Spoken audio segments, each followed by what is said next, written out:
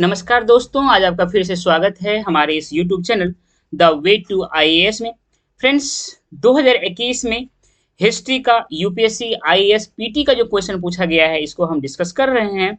Friends, इसमें जो question है वह कह रहा है गुप्त वंश के पतन से लेकर आरंभिक 7वीं शताब्दी में हर्षवर्धन के उत्थान तक इसको ध्यान रखिएगा। उत्तर भारत में कहां पर? तो उत्तर भारत में निम्नलिखित में से किन राज्यों का शासन था? इसको इंग्लिश में पढ़ते हैं और क्लियर होगा। From the decline of Guptas, कहां? द फ्रॉम से, अंटिल कब तक? The rise of Harshavardhan in the early seventh century which of the following kingdoms were holding power in, कहाँ? तो नॉर्थ इंडिया में। सवाल को समझिएगा। जो गुप्ता पीरियड है उसका जब डिक्लाइन हो गया था वहां से शुरुआत करना है, और जब हर्षवर्धन का राइजेज हो रहा है, उद्भव हो रहा है, और ये अर्ली 7th सेंचुरी में हो रहा है, ये हमें एक टाइम फ्रेम बोल दिया है कि अर्ली 7th सेंचुरी में यहां से यहां तक के बीच, मतलब ये टाइम बता रहा है। और कह रहा है कि नॉर्थ इंडिया में, मतलब स्पेस की बात कर रहा है, ज्योग्राफी की बात कर रहा है, कौन कौन से शासक थे, किंगडम था, ये क्वेश्चन है। पहला ऑप्शन कह रहा है गुप्तास ऑफ मगध, दूसरा कह रहा है परमार्स ऑफ मालवा, तीसरा पुष्यभूति ऑफ थानेश्वर, चौथा मोखरीस ऑफ कन्नौज, पांचवा Yadavas of Devagiri, and the sixth one Maitrakas of Vallabhi. अब हमको ये देखना है कि गुप्तास ऑफ मगधा ये कौन है, कहाँ अवस्थित है, मालवा कहाँ है, थानेश्वर कहाँ है, कन्नौज कहाँ है, देवगिरी कहाँ है और वल्लभी कहाँ है। ये फिर हमको एग्जैक्ट पता होना चाहिए, ये सारे स्पेस एंड ज्योग्राफिकल लोकेशन। तब कहता है select the correct answer using the codes given below. इस कोड जो दिया हुआ है इसको देख करके इसके आधार पे आप सही आंसर का पता कीजिए। ये समझ में आ गया कि इस क्वेश्चन में बहुत कुछ सीखना है हमें। टाइम का कंसेप्ट सीखना है, नॉर्थ इंडिया में कौन कौन थे उस समय में वो सीखना है। इस तरह से हमको एक होलिस्टिक पिक्चर बन जाएगा इस क्वेश्चन को सॉल्व करते करते। मतलब ये क्वेश्चन 2021 का है, लेकिन यहाँ पे मैं कह रहा हूँ मेक 100% सिक्योर आईएसपीटी 2024। ये मैं क्यों कह रहा हूं? क्योंकि एक क्वेश्चन 2023 में भी पूछा गया है। ये कह रहा है consider the following dynasties, Hoysala, Gahadavala, Kakatiya and Yadava. आगे कह रहा है how many of the above dynasties establish their kingdoms in early 8th century. वो बात कर रहा है अर्ली 7th सेंचुरी का, और यहाँ पे बात किया जा रहा है अर्ली 8th सेंचुरी का। आप समझ रहे हैं, टाइम वही है, टाइम का कंसेप्ट भी वही है। 7th सेंचुरी के बाद पूछा जा रहा है यहाँ पे 8th सेंचुरी के बारे में, और जिस तरह से वहां पे ज्योग्राफिकल एरियाज में जो डायनेस्टीज इमर्ज हो रहा था उसका टाइम पीरियड क्या था उसकी बात कर रहा है। ठीक इसी तरह से 2023 में भी यही बात कर रहा है। मतलब आप नेचर का क्वेश्चन का जो पूछने का नेचर है, अगर आप 2021 में पकड़ लिए होते और खास करके काम कर लिए होते तो उस ऑप्शन में भी यादवा दिया हुआ है और इस ऑप्शन में भी यादवा दिया हुआ है, तो आप बहुत आसानी से 2023 के क्वेश्चंस को भी डराइव कर सकते थे आंसर। मतलब इसीलिए मैं आपको बोलता हूं कि अगर आप बहुत ही अच्छी तरह से previous year question paper UPSC में पूछे गए जो है उन पे काम करेंगे तो आप हर साल के पीटी को 100% सिक्योर कर लेंगे। अभी तो टारगेट आपका जो 24 में आने वाला पीटी है ये है, तो ये भी आपका 100% सिक्योर होगा। ये आप समझ लीजिए इस एग्जाम्पल से। चलिए अब हम काम की बात करते हैं। तो मैं समय हूं, महाभारत में बोलता है मैं समय हूं। इस समय को समझते हैं। देखिए जो गुप्ता पीरियड है उनका जो डिक्लाइन हुआ है उसके लास्ट रूलर थे वो थे विष्णुगुप्त। इनका पीरियड था 540 से लेके 550, मतलब 550 एडी। हमको 550 एडी से लेकर के हर्षवर्धन का जो राइज हुआ है 606 में हर्षवर्धन शासन पे आ गया था और धीरे धीरे राइज करना शुरू हो गया था। अर्थात 6025 तक हर्षवर्धन बहुत ही पावरफुल हो गया था।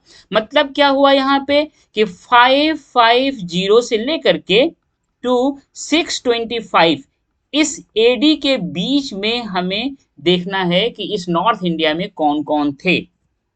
समझ में आ रहा है? 50 और ये 25, 75 ईयर्स, ये 75 जो ईयर्स है इस पीरियड की बात कह रहा है। अब थोड़ा कंसेप्ट समझ लेते हैं समय का। आज जो मॉडर्न पीरियड में समय को डिसाइड जो किया जा रहा है या वेस्टर्न पीरियड पे किया जा रहा है, और वेस्टर्न पीरियड जो है ये लीनियर कंसेप्ट है। भारत में जो समय का कंसेप्ट पुराने जमाने से चला आ रहा है वो साइक्लिकल कंसेप्ट है ना। युग की बात जब हम करते हैं, जो यहाँ पे जो मॉडर्न पीरियड है यह लीनियर की बात करता है। वेस्टर्न पीरियड जो वेस्टर्न जो कंसेप्ट है टाइम को लेकर के, उसको लेकर के यहाँ बात अभी माना जा रहा है। तो हम बात करते हैं इस कंसेप्ट पे। तो जिस समय में क्राइस्ट का जन्म हुआ है उसको जीरो मान लिया गया। उससे पहले का जो भी समय था, कालखंड था, उसको बीसी कहा गया, बिफोर क्राइस्ट कहा गया, या बिफोर कॉमन इरा कहा गया। लेकिन इसके बाद की जितने भी घटनाएं हुई है उनको एडी कहा गया, एनो डोमिनो कहा गया, या कॉमन इरा कहा गया। ये तो क्लियर हो गया। अब बात करते हैं सेंचुरी का। 0 से लेकर के 100 तक इसको फर्स्ट सेंचुरी या फर्स्ट एडी कहते हैं। 101 101 से लेकर के 200 तक इसको सेकेंड एडी, ये थर्ड एडी। आप जो ये फोर्थ एडी होगा ये कहां से कहां तक होगा? तो 301 से लेकर के 400 तक ये फोर्थ एडी हो जाएगा।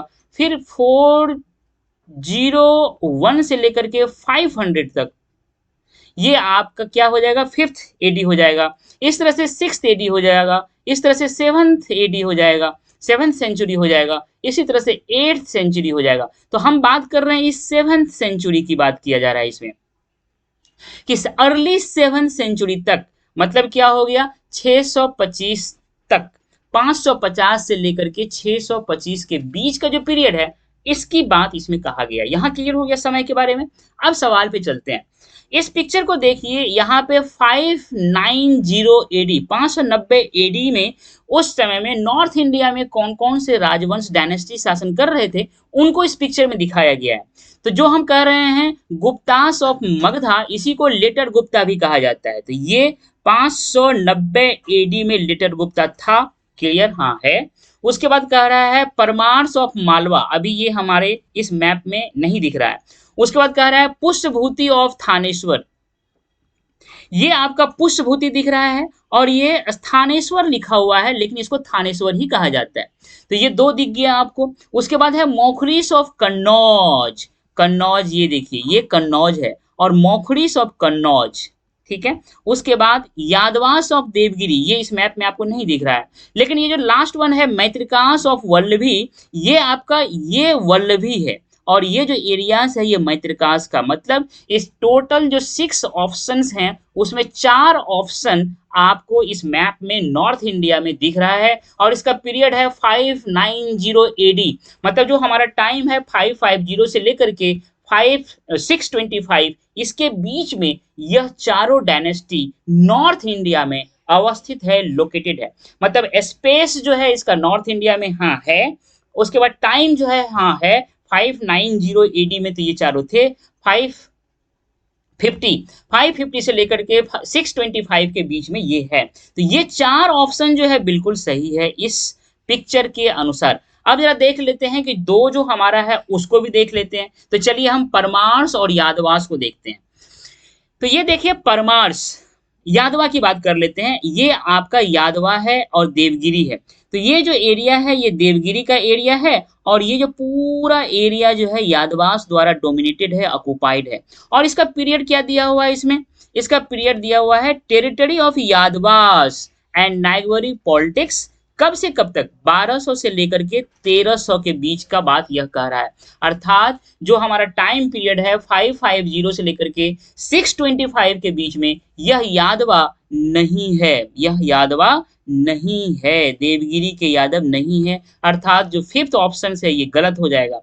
अब बात करते हैं हम परमार, मालवा के परमार का। इसका भी लोकेशन देख लेते हैं कहाँ पे है। ये मालवा का जो परमार वाला एरिया है ये मालवा का है एरिया। ये मालवा ज्योग्राफिकल लोकेशन कहाँ है मालवा का वो दिखा देता हूँ आपको मैप में। तो देखिए ये जो लेफ्ट साइड मैप है ये जो है मालवा प्लेट्यू, प्लेट्यू मतलब तो पठार होता है, ये मालवा प्लेट्यू है, ये बुंदेलखंड प्लेट्यू है। याद रखिएगा ये ज्योग्राफिकल मैप बहुत इंपॉर्टेंट है, जानना समझना। और ये जो दिख रहा है आपको ये बघेलखंड का प्लेट्यू है, ये छोटा नागपुर प्लेट्यू है, और ये शिलोंग प्लेट्यू है ये वाला। उसके बाद ये देखिए दंडनार्क के प्लेट्यू हो गया, और ये तेलंगाना प्लेट्यू हो गया, ये कर्नाटका प्लेट्यू हो गया, और ये वाला पार्ट दक्कन प्लेट्यू हो गया। इन सारे प्लेट्यू में ये वाला जो पार्ट है ये मालवा प्लेट्यू है, और इसी एरिया में परमार का शासन था, सेंटर यही था। उसके बाद ये फैलते जितना पावरफुल हुआ उतना एरिया को कवर किया, लेकिन यही है मालवा के परमार का लोकेशन। यहां पर लिखा हुआ है Parmar dynasty ruled Malwa and the adjacent regions in west central India from the 9th century to the 14th century. 9th से 14th सेंचुरी के बीच में आ गया। 9th मतलब क्या हो गया 800 से लेकर के 14th सेंचुरी का मतलब क्या हो गया 1300 के बीच में, अर्थात फिर से यह 550 और 625 के बीच का जो टाइम पीरियड, जो according to the demand of the questions इस टाइम पीरियड की बात क्वेश्चंस कर रहा है। इस टाइम पीरियड में यह परमार, मालवा का परमार नहीं आता है, अर्थात ये ऑप्शन भी गलत है। अब आगे बढ़े तो देखते हैं जो क्वेश्चन कह रहा है कि गुप्ता ऑफ मगधास, हाँ तो ये है। परमार्स ऑफ मालवा ये नहीं है। पुष्पभूति ऑफ थानेश्वर है। मौखड़ीस ऑफ कन्नौज है। यादवास ऑफ देवगिरी नहीं है। मैत्रिकांश ऑफ वल्लभी है। मतलब अब देखिए क्वेश्चंस को पढ़िए। Select the correct answers using the codes given below. तो जिसमें 2 और 5 हो वह नहीं होगा, तो एक ही ऑप्शन है बी जिसमें 1, 3, 4 एंड 6 है, 2 एंड 5 नहीं है, तो आंसर आपका बी होगा। आने वाले समय में जो भी क्वेश्चंस पूछा जा सकता है उस क्वेश्चंस में क्या क्या संभावनाएं हैं पूछने का पीटी में, उसका इस ट्रेंड से आप अनुमान लगा सकते हैं। एक तो रीजनल डायनेस्टी के बारे में पूछ रहा है, दूसरा एक खास पार्टिकुलर टाइम जो दे देता है, इस टाइम फ्रेम में कौन था नहीं था, ये सब पूछा जा रहा है। इसको समझिएगा तो आपको हिस्ट्री समझना, हिस्ट्री से आंसर को अच्छी तरह से 100% सिक्योर करना कि आपका स्ट्राइक रेट बहुत ही सही हो, बड़ा ही आसान हो जाएगा। फ्रेंड्स, मुझे उम्मीद है कि ये जो अभी हम डिस्कस किए हैं आपको बहुत ही अच्छा लगा होगा। टाइम स्पेस के कंसेप्ट में मैं बोलता हूँ टीएसपी के कंसेप्ट में हिस्ट्री को पढ़िए। जो टाइम एंड स्पेस है इस कंसेप्ट में ये क्वेश्चंस बार बार पूछा जा रहा है इस तरह का। 2021 में पूछा, 2023 में पूछा, और आने वाली संभावना है कि आने वाले समय में भी पूछेगा। तो इस तरह से इसको तैयार रखिएगा। मुझे उम्मीद है कि आपको ये वीडियो बहुत ही अच्छा लगा होगा, इसलिए आपसे मेरा ये हम्बल रिक्वेस्ट है कि हमारे इस चैनल को सब्सक्राइब करें, अपना वैल्यूएबल कमेंट दें, अपने दोस्तों के बीच शेयर करें। थैंक यू डियर, मिलते हैं नेक्स्ट वीडियो में।